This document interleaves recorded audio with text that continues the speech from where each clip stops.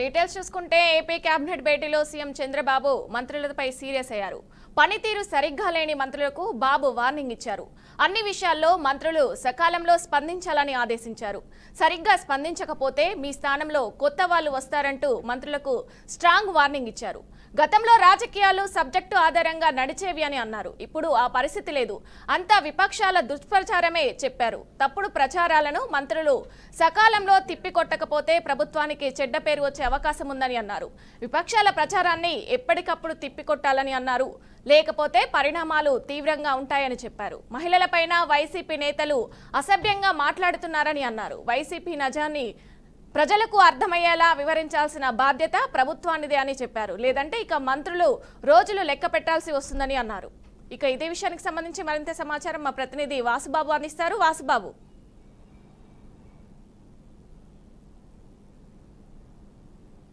Right విజయ, AP CM Chandrababu Naidu అధ్యక్షతన cabinet సమావేశం ముగిసింది. ఈ మంత్రివర్గ సమావేశంలో ప్రధానంగా 12 అంశాలపై చర్చలు అయితే జరిపారు. అటు సుపరిపాలనకు సంబంధించి తొలి అడుగు కార్యక్రమంపై సీఎం చంద్రబాబు నాయుడు మంత్రులతో చర్చించారు. ఇటు రైతులకు ప్రభుత్వం చేస్తున్న మేలు, ప్రభుత్వ కార్యక్రమాల అమలును ప్రజల్లోకి వివరించాలని మంత్రులకు చంద్రబాబు నాయుడు అయితే చెప్పారు. వీటితో పాటుగా రాష్ట్రంలో తాజా రాజకీయ పరిణామాలు, వైసీపీ అధినేత జగన్మోహన్ రెడ్డి టూర్లపై కూడా కేబినెట్ భేటీలో అయితే చర్చించారు. ప్రధానంగా ఈ మంత్రివర్గ సమావేశంలో రాష్ట్రానికి పెట్టుబడులు రాకుండా వైసీపీ కుట్రలు చేస్తుందనే అంశాన్ని మంత్రి పయ్యావుల కేశవ్ ప్రస్తావించారు. అటు ఏపీకి సంబంధించి ఎండీఏ జారీ చేసిన బాండ్లలో పెట్టుబడులు పెట్టొద్దంటూ 200 దేశ విదేశీ కంపెనీలకు వైసీపీ వారు తప్పుడు ఈమెయిల్స్ పంపినట్లుగా సీఎం చంద్రబాబు దృష్టికి ఆర్థిక శాఖ మంత్రి పయ్యావుల కేశవ్ తీసుకెళ్లారు. కావాలనే వైసీపీ తమ పార్టీ సానుభూతి పరులతో ఈ ఈమెయిల్స్ పెట్టించిందని సీఎంకు ఆధారాలు చూపించినట్లుగా తెలుస్తుంది. ఈ నేపథ్యంలోనే తప్పులు చేసి ఆ తప్పులను ప్రతిపక్షాల మీదకు నెట్టే, ప్రత్యర్థుల మీదకు నెట్టే కుట్రలను మొదటి నుంచే వైసీపీ అమలు చేస్తుందనే ఉందని సీఎం చంద్రబాబు నాయుడు అయితే అన్నారు. అటు ఆంధ్రప్రదేశ్కు సంబంధించి నిధులు రాకుండా తెర వెనుక అడ్డుకోవడంతో పాటు పథకాలను అమలు చేయడం లేదనే ప్రజలను దుష్ప్రచారం చేయడం ఆ పార్టీకి అలవాటుగా మారిందని, వైసీపీ చేస్తున్న తప్పుడు ప్రచారాన్ని ప్రజల్లోకి బలంగా తీసుకెళ్లాలని సీఎం చంద్రబాబు నాయుడు మంత్రులకైతే సూచనలు చేశారు. అటు మామిడి రైతుల విషయంలో కూడా వైసీపీ ఇదే విధంగా తప్పుడు అంశాలను దుష్ప్రభావం చేస్తుందని, అటు ఈ సీఎం దీనిపై కూడా సీఎం చంద్రబాబు నాయుడు సీరియస్ అయినట్లుగా తెలుస్తుంది. వీటితో పాటుగా ఏపీ మంత్రివర్గంపై కూడా సీఎం చంద్రబాబు నాయుడు అసహనం వ్యక్తం చేశారు. అటు వైసీపీ శ్రేణులు మహిళా ఎమ్మెల్యేని సైతం కించపరిచే విధంగా మాట్లాడితే ఏ ఒక్క మంత్రి కూడా ఇప్పటి వరకు స్పందించకపోవడంపై చంద్రబాబు నాయుడు ఆగ్రహం వ్యక్తం చేశారు. అదేవిధంగా అటు మంత్రుల పనితీరుల విషయంలో కూడా చంద్రబాబు నాయుడు సీరియస్ అయినట్లుగా తెలుస్తుంది. వెంటనే సమస్యలు అయితే పరిష్కారం చేయకపోతే ఆ వచ్చిన సమస్యల మీద ఆ మంత్రివర్గ కార్యవర్గానికి సంబంధించి మంత్రులు ఎవరైతే స్పందించకపోతారో వారి స్థానంలో వెంటనే కొత్త వారు వస్తారంటూ రాష్ట్రంలో ప్రస్తుత పరిస్థితులు, నెలకొన్న పరిస్థితుల మీద ఎప్పటికప్పుడు సమీక్ష సమావేశాలు జరుగుతూ ఆ జరుగుతున్న పరిణామాలపై ప్రతి ఒక్క మంత్రి కూడా అప్రమత్తంగా ఉండాలని దిశానిర్దేశం చేశారు. విజయ, థ్యాంక్ యూ వాసుబాబు.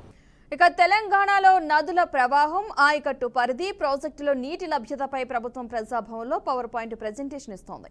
మంత్రి ఉత్తమ్ కుమార్ రెడ్డి కృష్ణా బేసిన్ పరిస్థితిపై వివరణ ఇచ్చారు. ఈ సమావేశానికి ముఖ్యమంత్రి రేవంత్ రెడ్డి, డిప్యూటీ సీఎం భట్టి విక్రమార్కలు హాజరయ్యారు. ఇందులో నీటిపారుదల శాఖ అధికారులు పవర్ పాయింట్ ప్రెజెంటేషన్ ద్వారా ఏపీకి కృష్ణా జలాల తరలింపు గురించి ప్రజా ప్రతినిధులకు అవగాహన కల్పించారు. ఇక బీఆర్ఎస్ ప్రభుత్వ హయాంలో నిర్మించిన కాళేశ్వరం ప్రాజెక్టు డిజైన్ మార్పు, పర్యవసనాలపై కూడా ప్రెజెంటేషన్ లో వివరించారు. ఇదే అంశానికి సంబంధించిన పూర్తి సమాచారాన్ని మా ప్రతినిధి సాల్మన్ అందిస్తారు. సాల్మన్, చెప్పండి. తెలంగాణ రాష్ట్ర ప్రభుత్వం ప్రతిష్టాత్మకంగా తీసుకుంది ఈ యొక్క కృష్ణా నది జలాల మీద, లేకుంటే అదే విధంగా బనకచర్ల ప్రాజెక్టు, కాళేశ్వరం ప్రాజెక్టు అంటే ఈ యొక్క నదుల పైన మాత్రం ప్రత్యేకంగా ఈ యొక్క తెలంగాణ ప్రజాభవన్ లో ఈ యొక్క పవర్ ప్రజెంటేషన్ ఇస్తుంది. ఖచ్చితంగా దీనికి సంబంధించి ముఖ్యమంత్రి రేవంత్ రెడ్డితో పాటు ఉప ముఖ్యమంత్రి భట్టి విక్రమార్క, నీటిపారుదల శాఖ మంత్రి ఉత్తమ్ కుమార్ రెడ్డి, మంత్రులు, ఎమ్మెల్యేలు, ఎమ్మెల్సీలు, అదేవిధంగా వివిధ కార్పొరేషన్ చైర్మన్లు, అదేవిధంగా టిపిసిసి అధ్యక్షుడు మహేష్ కుమార్ గౌడ్ కూడా హాజరయ్యారు. దీనికి సంబంధించి ఆ యొక్క తెలంగాణకు జరగవలసిన న్యాయం అన్యాయం ఏ విధంగా ఉందనేది మాత్రం కొంత ఈ యొక్క నీటి లభ్యత మీద పవర్ ప్రజెంటేషన్ ఇస్తున్నారు. దీనికి సంబంధించి ప్రతి ఒక్క ప్రజాప్రతినిధులు పూర్తి అవగాహన కలిగేందుకు పవర్ ప్రజెంటేషన్ అయితే ఇచ్చేందుకైతే కొంత మనకు సమాచారం ఉంది. దీనికి సంబంధించి ఆ నీటిపారుదల శాఖ అధికారులు కూడా అంటే క్షుణ్ణంగా అధికారులకు, లేకుంటే ఇతర మంత్రులకు, ఎమ్మెల్సీలకు ప్రతి ఒక్కరికి యొక్క నీటి లభ్యత మీద పూర్తి అవగాహన ఉండాలి. మనకు జరిగే అన్యాయం ఏంటి, లేకుంటే ఆంధ్రప్రదేశ్ న్యాయం ఏంది అనే విధంగా యొక్క చర్చ అయితే జరుగుతుంది. ఖచ్చితంగా కృష్ణా జలాల ఆ నీటి లభ్యత మనం ఎంత వాడుకోవాలి అనేది పూర్తిగా వారు ఆంధ్రప్రదేశ్ మాత్రం పూర్తిగా ఎంత పెద్ద మొత్తంలో నీటి లభ్యతను వాడుకుంటున్నారు. అదే విధంగా బనకచెర్ల మీద ఏపీ ప్రభుత్వం నిర్మించగలబెట్టిన బనకచెర్ల మీద కూడా మన తెలంగాణ రాష్ట్రానికి ఏ విధంగా అన్యాయం జరుగుతుంది అనేది మాత్రం ఖచ్చితంగా వివరిస్తున్నారు. దీనికి సంబంధించి నీటిపారుదల శాఖ అధికారులు అయితే క్షుణ్ణంగా ఎక్కడెక్కడైతే ఏ ప్రాజెక్టు ఆ యొక్క ప్రాజెక్టుల నీటి లభ్యత ఎంత, లేకుంటే అవుట్ ఫ్లో ఇన్ఫ్లో ఎంత అనే దాని మీద అయితే పవర్ ప్రజెంటేషన్ ఇస్తున్నారు. దీనికి సంబంధించి ఆ ముఖ్యమంత్రి కూడా ఉత్తమ్ కుమార్ రెడ్డి కూడా అందరికీ ఈ యొక్క నీటి లభ్యత మీద లేకుంటే మనకు జరిగే అన్యాయము ప్రాజెక్టుల మీద పూర్తి అవగాహన ఉండాలి. ఖచ్చితంగా ఈ యొక్క తుమ్మిడిహెట్టి ఆ యొక్క ప్రాజెక్ట్ ను కాళేశ్వరం ఎందుకైతే మార్చారో దాని మీద కూడా ఆ పవర్ ప్రజెంటేషన్ ఇస్తున్నారు. ఎన్డీఎస్ ఇచ్చిన నివేదిక ప్రకారం కూడా ప్రజల్లోకి కూడా ఈ యొక్క ఖచ్చితంగా మాకు ఎందుకు జరిగింది అనేది మాత్రం ఆ యొక్క పవర్ ప్రజెంటేషన్ అయితే ఇస్తున్నారు. ఖచ్చితంగా దీనికి సంబంధించి తెలంగాణ రాష్ట్రానికి జరగవలసిన న్యాయం ఏ విధంగా ఉంది, నీటి లభ్యత ఎంతవరకు మనం వాడుకోవాలి, ప్రాజెక్టు మీద పార్టీలకు అతీతంగా ప్రతి ఒక్కరూ ఆ తెలంగాణ ఆంధ్రప్రదేశ్ అడ్డుకో. ఇక డీటెయిల్స్ లోకి వెళ్తే వైఎస్ఆర్ కాంగ్రెస్ పార్టీ అధినేత వైఎస్ జగన్మోహన్ రెడ్డి ఎట్టకేలకు చిత్తూరు జిల్లా బంగారుపాలెంలో అడుగుపెట్టారు. ఆయన పర్యటనకు జిల్లా ప్రజలు, పార్టీ శ్రేణులు భారీ సంఖ్యలో తరలివచ్చి ఘన స్వాగతం పలికారు. కూటమి ప్రభుత్వం రైతులపై కక్షపూరితంగా వ్యవహరిస్తుందని జగన్ మండిపడ్డారు. కిలో మామిడి 2 రూపాయలకే కొనడం ఏంటని ఆగ్రహం వ్యక్తం చేశారు. లక్షల మెట్రిక్ టన్నుల మామిడి మార్కెట్లో ఉంటే రైతుల బాధలు పట్టించుకోరా అంటూ నిప్పులు చెరిగారు. కాగా పర్యటనపై మంత్రులు స్పందించారు. జగన్ మామిడి రైతులను పరామర్శించేందుకు వస్తే ఆ ర్యాలీలు ఎందుకని ప్రశ్నించారు. ఇక ఇదే అంశానికి సంబంధించి మరింత సమాచారాన్ని మా ప్రతినిధి బసవరాజు అయితే అందిస్తారు. బసవరాజు, చెప్పండి. మార్కెట్ అయితే పర్యటించారు. చాలా ఉద్రిక్తత పరిస్థితుల మధ్య ఆంక్షల నడుమ ఆయన పర్యటన కొనసాగింది. ఆద్యంతం ఉద్రిక్తతగా కొనసాగిన ఈ పర్యటనలో పార్టీ శ్రేణులు, అభిమానులు, పెద్ద ఎత్తున రైతులు ఆయనకు స్వాగతం పలికారు. అయితే ఈ సందర్భంగా జగన్మోహన్ రెడ్డి కూటమి ప్రభుత్వంపై ఘాటైన విమర్శలు చేశారు. అంటే రైతులను లేదా మామిడి రైతులను ఈ ప్రభుత్వం దగా చేస్తుంది, వాళ్ళ పట్ల ప్రేమ లేదా చేత అందించే దిశగా చర్యలు తీసుకోవట్లేదు, కిలో 2 రూపాయలకు మామిడికాయలు కొనడం ఏంటి, ఇది చాలా అన్యాయమని ఆయన నిలదీసిన పరిస్థితి కూటమి ప్రభుత్వాన్ని. అదేవిధంగా రైతులు పైన కూడా కూటమి ప్రభుత్వం అంటే రౌడీ షీటర్ల కేసులు బనాయించి వాళ్ళని రౌడీలుగా చూస్తున్న పరిస్థితి చాలా దారుణము. అంటే కూటమి ప్రభుత్వం రైతుల పక్షాన ఉండి వాళ్ళని కాపాడాల్సిన ప్రభుత్వమే వాళ్ళని అణగదొక్కే ప్రయత్నం చేస్తుంది. ఇది చాలా అక్రమంతో జగన్ నిప్పులు చెరిగారు. అదేవిధంగా పార్టీ శ్రేణులు కూడా అంటే ఏదైతే ఆంక్షల మధ్య 500 మంది రావాలని ఏదైతే ప్రభుత్వము నిర్దేశిత లేదా నిర్ణీత పరిమితి ఇచ్చిన నేపథ్యంలో పార్టీ శ్రేణులు అంటే అత్యుత్సాహం ప్రదర్శించి చాలా మంది వచ్చి కొంత పరిస్థితికి ఇబ్బంది కలిగించిన పరిస్థితి కనిపిస్తా ఉంది. అయితే ఓవరాల్ గా జగన్ అయితే అంటే తాను రైతులతో మాట్లాడి నేతగా లేదా మాజీ ముఖ్యమంత్రిగా రైతుల పక్షాన నిలబడి మాట్లాడితే ఈ కూటమి ప్రభుత్వానికి వచ్చిన బాధలు ఏంటి, ఎందుకు నన్ను ఈ విధంగా అడుగుడున్న ఆంక్షలు పెట్టి ఇబ్బంది పెడతా ఉన్నారని ఆయన కూటమి ప్రభుత్వాన్ని ప్రశ్నిస్తున్న పరిస్థితి. అంటే రైతులు ఖచ్చితంగా ఏదైతే నష్టపోకుండా గిట్టుబాటు ధర కలిగే ప్రభుత్వం ఉంటే ఆదుకోవాలని ఆయన డిమాండ్ చేశారు.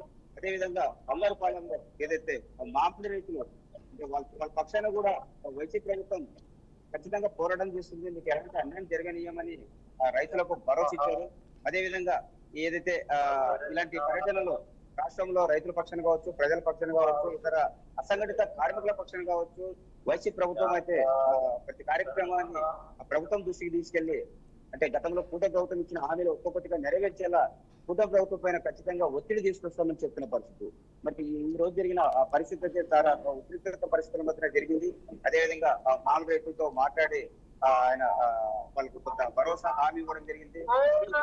ఒకవైపు అయితే కొందరు రైతులు అంటే నువ్వు అధికారంలో ఉన్నప్పుడు 5 ఏళ్ళ అధికారంలో ఉన్నప్పుడు రైతులను పట్టించుకొని జగన్మోహన్ రెడ్డి ఇప్పుడు మామిడి రైతుల పేరిట ఎందుకు వస్తున్నావు, కేవలం రైతులను ఓదార్చడానికో లేదా వాళ్ళకి ఏదన్నా సహాయం చేయడానికో కాదు, కానీ నీ పార్టీ ఉనికిని నీ అస్తిత్వాన్ని కాపాడడానికి లేకపోతే జనబలం ఉందని చేసుకోవడానికి వస్తున్న పరిస్థితి అని చెప్పి విపక్షాలు అయితే ఖండిస్తున్న పరిస్థితి. Right, thank you. సిగాచి పరిశ్రమలో జరిగిన ఘోర ఘటనకు సంబంధించి ఇప్పటికీ ఆచూకీ లభించని 8 మంది కార్మికుల కుటుంబాలకు అధికారులు కీలక నిర్ణయం తీసుకున్నారు. తక్షణ సహాయంగా ఒక్కొక్క బాధిత కుటుంబానికి 15 లక్షల రూపాయల చొప్పున పరిహారం అందజేస్తున్నట్లు ప్రకటించారు. బాధితుల ఆచూకీ లభించిన వెంటనే పూర్తి సమాచారం అందిస్తామని అధికార వర్గాలు పేర్కొన్నాయి. ఇక ఇదే విషయానికి సంబంధించి మరింత సమాచారం మా ప్రతినిధి శ్రీనివాస్ అందిస్తారు. శ్రీనివాస్, తెలంగాణలో జరిగినటువంటి సంగారెడ్డి జిల్లాలో ఇన్ఫోసిస్ కంపెనీ బాంబే ప్లాస్టిక్ కంపెనీలో జరిగినటువంటి ప్రమాదానికి సంబంధించి చూసినట్లయితే ఇప్పటికీ అనేక మంది మృతులను కూడా వాళ్ళ కుటుంబానికి చేరవేశారు. మిగతా 8 మంది మాత్రం కుటుంబాలు సంబంధించినటువంటి డెడ్ బాడీస్ ఇప్పటి వరకు దొరకలేదు. వారి కుటుంబాలకు కానీ ఇప్పుడు అయితే మృతి చెందిన కుటుంబాలకు 15 లక్షల రూపాయలు ప్రభుత్వం ఇప్పటికీ ఎక్స్గ్రేషియా ప్రకటించింది. దీనికి సంబంధించింది కూడా వాళ్ళ కుటుంబాలకు కూడా ఇవ్వడం కూడా జరిగింది. దానికి సంబంధించి ఇంకా 8 మంది మృతదేహాలకు సంబంధించినటువంటి ఆ డెడ్ బాడీస్ ఇంకా ఉండలేదు. వాళ్ళకి తెలిసినట్టయితే పూర్తిగా వాళ్ళ సమాచారం కూడా ఇచ్చినట్టు తీసుకుంది. దీనికి సంబంధించినటువంటి నేషనల్ వాళ్ళకి సంబంధించినటువంటి మెడికల్ సంబంధించిన వారు కూడా దాన్ని చేస్తున్నారు. ఇప్పటికీ వారికి రావాల్సినటువంటి ఎక్స్గ్రేషియా కానీ సంబంధించినటువంటి మృతులు ఇంకా 8 మంది ఎక్కడ ఉన్నారు, దానికి సంబంధించిన డెడ్ బాడీస్ తీయడం కొరకు కూడా నేషనల్ డిఫెన్స్ కి సంబంధించినటువంటి న్యూరోస్ సంబంధించినటువంటి ల్యాబ్స్ సంబంధించిన వారు కూడా దాన్ని పరీక్షలు చేస్తున్నారు. ఎవరైతే మృతులు ఉంటారో వారు ఖచ్చితంగా వాళ్ళ కుటుంబాలకు న్యాయం చేస్తామని కూడా ప్రభుత్వం ఇప్పటికీ ఒక కమిటీ కూడా వేయడం జరిగింది. దీనికి జాతీయ స్థాయిలో ఉన్న కమిటీ కూడా నిన్నే పర్యవేక్షణ కూడా జరిగింది. ఈ 8 మంది కుటుంబాలకు సంబంధించి ఎవరైతే మృతదేహాలకు సంబంధించి ఎక్కడ ఉన్నాయి దానికి సంబంధించినటువంటి విషయాలను కూడా ఇప్పుడు పర్యవేక్షిస్తున్నారు. ఆ పర్యవేక్షిస్తున్న క్రమంలోనే గతంలో కూడా ఇండస్ట్రీస్ లో జరిగినటువంటి బ్లాస్టింగ్ కానీ ఇప్పుడు జరగవలసినటువంటి ఇండస్ట్రీస్ పికాసన్స్ ఎందుకు తీసుకోలేదనే దానికి కూడా ఒక నేషనల్ కమిటీ కూడా దాన్ని రివ్యూ చేయడం జరిగింది. ఈ రోజు తెలంగాణలో జరుగుతున్నటువంటి అనేక ఫ్యాక్టరీలో జరుగుతున్నటువంటి విషయాలను కూడా ముందస్తుగానే వాటి మీద ఒక రూట్ మ్యాప్ ను ఇస్తూ ప్రతి ఇండస్ట్రీలోని ప్లాస్టిక్ కంపెనీలో చేసినటువంటి ఇన్స్ట్రక్షన్స్ ను ఫాలో కావాల్సిందిగా కూడా ఇప్పటికీ వారికి అన్ని ఇస్తారు. అయితే 8 మంది మృతదేహాలకు సంబంధించి ఇప్పటికీ ఆచూకీ లభించలేదు. ఆ ఆచూకీ లభించినట్లయితే వారి కుటుంబాలకు కూడా 15 లక్షలు ఇస్తామని కూడా తెలంగాణ ప్రభుత్వం ప్రకటించినటువంటి పరిస్థితి. ఇది తెలంగాణలో ఉన్నటువంటి సంబంధించిన ఇండస్ట్రీ జోన్ లో జరిగినటువంటి అనేక ప్రమాదాలలో ప్రధానంగా జరిగినటువంటి ఈ ప్రమాదానికి సంబంధించి తెలంగాణ ప్రభుత్వం ఒక రూట్ మ్యాప్ ఇస్తూ ఒక బులెటిన్ కూడా రిలీజ్ చేసింది. ఆ 8 మంది కుటుంబాలకు కూడా సంబంధించినటువంటి కుటుంబాలకు 15 లక్షలు ఇస్తామని కూడా చెప్తున్నటువంటి పరిస్థితి. ఇది తెలంగాణలో జరిగినటువంటి ఇండస్ట్రీస్ లో జరిగినటువంటి తాజా పరిస్థితులపై తెలంగాణ ప్రభుత్వం చేసినటువంటి విశేషాలు. Thank you Srinivas. ముఖ్యమంత్రి రేవంత్ రెడ్డి తన 2 రోజుల ఢిల్లీ పర్యటన ముగించుకుని హైదరాబాద్కు తిరిగి వచ్చారు. ఈ పర్యటనలో ఆయన పూర్తిగా పాలనాపరమైన అంశాలపైన దృష్టి సారించడం గమనార్హం. పర్యటనలో భాగంగా సీఎం రేవంత్ రెడ్డి పలువురు కేంద్ర మంత్రులతో సమావేశమయ్యారు. కేంద్ర క్రీడల శాఖ మంత్రి మన్సుఖ్ మాండవియాతో భేటీ అయి తెలంగాణలో క్రీడా విశ్వవిద్యాలయం ఏర్పాటుకు సహకరించాలని కోరారు. రాబోయే ఖేలో ఇండియా క్రీడలను 2036 ఒలింపిక్స్లోని కొన్ని ఈవెంట్లను రాష్ట్రంలో నిర్వహించాలని విజ్ఞప్తి చేశారు. ఇక అదేవిధంగా కేంద్ర మంత్రులు జేపీ నడ్డా, పీయూష్ గోయల్తో సమావేశమై రాష్ట్రానికి యూరియా సరఫరా, జహీరాబాద్ స్మార్ట్ సిటీకి నిధులు, వరంగల్ విమానాశ్రయం అభివృద్ధి, పారిశ్రామిక కారిడార్లకు ఆర్థిక చేయూత వంటి అంశాలపై చర్చించారు. రైట్, ఇదే అంశానికి సంబంధించిన పూర్తి సమాచారాన్ని మా ప్రతినిధి రాజు అందిస్తారు. రాజు, చెప్పండి. తెలంగాణ సీఎం రేవంత్ రెడ్డి ఎన్నికలకు తన ఢిల్లీ పర్యటన ముగించుకుని హైదరాబాద్ చేరుకున్నటువంటి పరిస్థితి మనం చూస్తున్నాం. కాసేపు ఆయన హైదరాబాద్ లో దిగినటువంటి పరిస్థితి మనం చూస్తున్నాం. అంటే గత కొంతకాలంగా మొన్న ఢిల్లీ పర్యటనలో భాగంగా పలువురు మంత్రులతో పాటు ఏఐసిసి పెద్దలను కూడా రేవంత్ రెడ్డి కలిసినటువంటి పరిస్థితి. మరి ముఖ్యంగా కేంద్ర క్రీడా శాఖ మంత్రి మన్సుఖ్ మాండవీయతో ఆయన భేటీ అయినటువంటి పరిస్థితి. ఆ భేటీకి సంబంధించి కావచ్చు, ఆ కలయికకు సంబంధించి తెలంగాణలో క్రీడా స్ఫూర్తిని పెంపొందించాలి, కేంద్ర ప్రభుత్వం పూర్తి స్థాయిలో తెలంగాణలో క్రీడా స్ఫూర్తిని పెంపొందేందుకు కేంద్రం అయితే కృషి చేయాలని పలు విజ్ఞప్తులు చేసినటువంటి పరిస్థితి మనం చూస్తున్నాం. ఈ అంశానికి సంబంధించి తెలంగాణలో స్పోర్ట్స్ యూనివర్సిటీని ఏర్పాటు చేయాలంటే ఆయన పలు విజ్ఞప్తులు చేసినటువంటి పరిస్థితి మనం చూస్తున్నాం. ఖేలో ఇండియా అంటే రానున్న రోజుల్లో జరగబోయేటువంటి ఖేలో ఇండియాకు సంబంధించి కూడా గేమ్స్ తెలంగాణలో నిర్వహించాలని కూడా ఆయన చెప్పినటువంటి పరిస్థితి. అదే సందర్భంలో ఒలింపిక్స్ 2036 సంవత్సరానికి సంబంధించి ఈ 2 ఈవెంట్ కూడా రాష్ట్రంలో నెలకొల్పాలంటూ ఆయన విజ్ఞప్తి చేసినటువంటి పరిస్థితి మనం చూస్తున్నాం. మాజీ టీమిండియా కెప్టెన్ కపిల్ దేవ్ కూడా సీఎం రేవంత్ రెడ్డిని కలిశారు. తన వంతు బాధ్యతాయుతమైనటువంటి ప్రవర్తనలో భాగంగా తెలంగాణకు స్పోర్ట్స్ పరంగా పూర్తిలో తన సహకారం ఉంటుందంటే కపిల్ దేవ్ కూడా సీఎంతో రేవంత్ రెడ్డితో చెప్పినటువంటి పరిస్థితి మనం చూస్తున్నాం. అదే సందర్భంలో రాష్ట్రానికి సంబంధించి యూరియా సరఫరాకు సంబంధించి సంబంధించి కావచ్చు, విమానాశ్రయానికి సంబంధించి ఆర్థిక చేయుతతో పాటు మరికొన్ని ఇండస్ట్రియల్ కారిడార్ ఏర్పాటుకు సంబంధించి ఈ అంశాలకు సంబంధించి కేంద్రం కూడా సముఖంగా ఉండాలని కూడా రేవంత్ రెడ్డి ఇప్పటికే పలు విజ్ఞప్తులు చేసినటువంటి పరిస్థితి. తదనంతరం ఏఐసిసి అగ్రనేతలతో ఆయన భేటీ అయిన నేపథ్యంలో రాష్ట్రంలో జరిగినటువంటి రాజకీయ సమీకరణలు కావచ్చు, తాజా రాజకీయ పరిణామాలను ఉద్దేశించి అదేవిధంగా రాష్ట్రంలో జరిగినటువంటి అభివృద్ధిని కాంక్షించే క్రమం కావచ్చు, మరొక రానున్న రోజుల్లో లోకల్ బాయ్ ఎలక్షన్ సంబంధించి మరికొన్ని సుదీర్ఘంగా చర్చలు జరిపారు. ఈ అంశానికి సంబంధించి ఎన్నికలకు తన ఢిల్లీ పర్యటన ముగించినటువంటి తెలంగాణ సీఎం రేవంత్ రెడ్డి ఎన్నికలకు కాసేపటిమే హైదరాబాద్ జరిగినటువంటి పరిస్థితి మనం చూస్తున్నాం. Right, thank you Raju. Right, ఇక డీటెయిల్స్లోకి వెళ్తే ఎంతో ప్రతిష్టాత్మకమైన సింహాచలం గిరి ప్రదక్షిణ మహోత్సవం కొనసాగుతోంది. శ్రీ వారాహి లక్ష్మీ నరసింహస్వామి సింహాచలం గిరి ప్రదక్షిణ ప్రారంభమైంది. తెల్లవారుజాము నుంచే భక్తులు వేలాదిగా గిరి ప్రదక్షిణలో ఉత్సవాలను పాల్గొనేందుకు ఉత్సవంగా తరలివచ్చారు. ఇవాళ రేపు జరిగే సింహాచలం గిరి ప్రదక్షిణను విజయవంతం చేసేందుకు జిల్లా యంత్రాంగం అన్ని ఏర్పాట్లు చేసింది. ఏర్పాట్లను భీమిలి ఎమ్మెల్యే గంటా శ్రీనివాసరావు దగ్గరుండి పర్యవేక్షించారు. కాగా ఏర్పాట్లు సరిగా లేవని భక్తులు కొందరు ఆలయ అధికారులపై ఆగ్రహం వ్యక్తం చేస్తున్నారు. ఇక ఇదే అంశానికి సంబంధించి మరింత సమాచారాన్ని పూర్తిగా ప్రకాష్ అయితే అందిస్తారు. మా ప్రతినిధి ప్రకాష్, చెప్పండి. ఎస్, ఇప్పుడు చూసుకున్నట్టయితే ఇప్పుడు ఇది ఆధ్యాత్మికకరమైన గిరి ప్రదక్షిణ అనే చెప్పుకోవచ్చు. అయితే ప్రతి సంవత్సరం వేలాది మంది భక్తులు ఎదురు చూసే ఈ గిరి ప్రదక్షిణ మహోత్సవం మొదలైంది. అయితే తెల్లవారుజాము నుంచే భక్తులు పాకలు తొక్కుతూ పెద్ద ఎత్తున తరలి వచ్చారు. అయితే ఎవరి నోళ్ళలో చూసినా ఒకటే మాట, ఓం నరసింహ నమ అనే నినాదాలతో పర్వతాన్ని చుట్టేస్తున్న పరిస్థితి ఇక్కడ ఉంది. ఇది సాదాసీదా గిరి ప్రదక్షిణ అయితే కాదు, 32 కిలోమీటర్ల గిరి ప్రదక్షిణ. భక్తి, నమ్మకం, నెమ్మదిగా కాలినడకతో చేసే ఈ యాత్రకు అర్థం తెలిసిన వాళ్ళకి ఇది జీవితంలో ఒక పుణ్య గడి అనే చెప్పుకోవచ్చు. అంతే ఈ రోజే కాదు, రేపు కూడా ఇలాగే ఉంటుంది. 2 రోజుల పాటు కొనసాగే ఈ గిరి ప్రదక్షిణను విజయవంతంగా నిర్వహించేందుకు జిల్లా యంత్రాంగం ఇప్పటికే ఏమేమి ఏర్పాట్లు చేయాలో మొత్తం అన్ని ఫుల్ఫిల్ గా కంప్లీట్ చేసిందని చెప్పుకోవచ్చు. అయితే జాతీయ రహదారి నుంచి కూడా గిరి ప్రదక్షిణకి వెళ్లే మార్గం వరకు త్రాగునీరు, ఆరోగ్య బృందాలు, విశ్రాంతి కేంద్రాలు మొత్తం అన్ని ఏర్పాటు చేశారు. ఈ ఏర్పాట్లు పై ప్రత్యేకంగా పర్యవేక్షణ చేస్తూ భీమిలి ఎమ్మెల్యే ఎవరైతే గంటా శ్రీనివాసరావు గారు ఉన్నారో ఆయన స్వయంగా అధికారులతో మాట్లాడుతూ ప్రతి 3 కిలోమీటర్లకు ఒకసారి సదుపాయాలపై సమీక్షిస్తూ ఆయన పనిచేస్తున్న పరిస్థితి ఉంది. ఇంకా ముఖ్యమైన విషయం చెప్పాలంటే ఇప్పటికే ఆ సింహాచలం దేవస్థానం ధర్మకర్త పాసుపాటి అశోక్ గజపతి రాజు సింహాచలం చేరుకున్న పరిస్థితి ఉంది. 3.5 గంటల తర్వాత అదే అంటే సుమారు 3ంటికి రథయాత్ర ప్రారంభమైతే కానుంది. ఇది కూడా గిరి ప్రదక్షిణలో ప్రధాన ఆకర్షణీయమైన పరిస్థితి అనే చెప్పుకోవచ్చు. ప్రస్తుతం ఎక్కడ చూసినా భక్తుల సందడి అయితే కనిపిస్తుంది. పెద్దల నుండి చిన్న వాళ్ళ దాకా కుటుంబాలతోనే వచ్చి గిరి ప్రదక్షిణ చుట్టేస్తున్నారు. అయితే కొన్ని చోట్ల గోమాతలతో పాటు భక్తులు పాడే బండిల్లాగా తాళాలతో, మేళ తాళాలతో కొందరు అయితే కాలినడకల, మరికొందరు కట్టడం వేస్తూ ప్రదక్షిణ అయితే చేస్తున్న పరిస్థితి. ఆధ్యాత్మికంతో పాటు విశాఖ ప్రజల నమ్మకమే కూడా ఇక్కడ మనకు కనిపిస్తుంది. ఇది కేవలం ఒక పర్వత యాత్ర కాదు, ఇది ఒక నమ్మకమైన నడకగా మార్చే ప్రస్థానం అని కూడా మనం చెప్పుకుంటున్న పరిస్థితి ఉంది. ఇప్పుడు వరకు మనం ఎటు చూసినా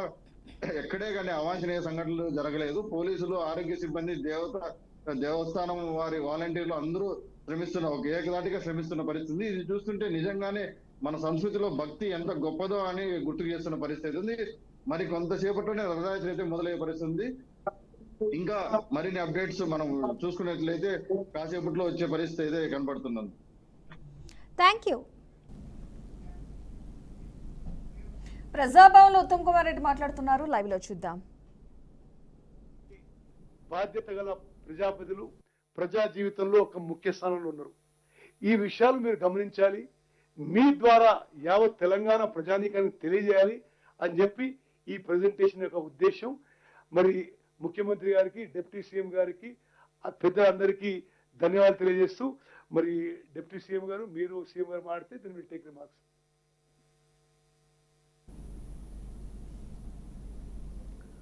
గౌరవ ముఖ్యమంత్రి గారు, డిప్యూటీ ముఖ్యమంత్రి గారు, ఇరిగేషన్ మినిస్టర్ ఉత్తమ్ కుమార్ రెడ్డి గారు, మంత్రులు, ఎమ్మెల్యేలు, ఎమ్మెల్సీలు, ఎంపీలు, ప్రజాప్రతినిధులు, పిసిసి ఆఫీస్ పేరు నమస్కారం.